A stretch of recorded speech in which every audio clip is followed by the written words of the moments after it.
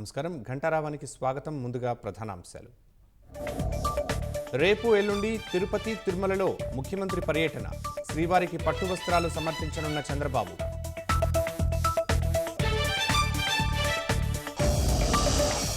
రాష్ట్ర విభజన కన్నా వైసీపీతోనే ఏపీకి ఎక్కువ నష్టం. జలవనరుల శాఖలో 18,000 కోట్లు బకాయిలు పెట్టారన్న నిమ్మల.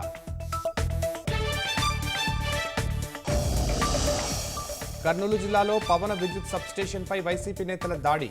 ఎమ్మెల్యే విరూపాక్షి పిలిస్తేనే పలకరా అంటూ ఫర్నిచర్ ధ్వంసం.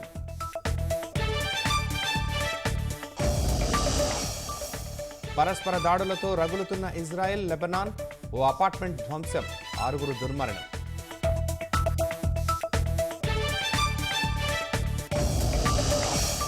దేశవ్యాప్తంగా ఘనంగా శరన్నవరాత్రి మహోత్సవాలు. అమ్మవారి దర్శనార్థం ఆలయాలకు పోటెత్తిన భక్తులు.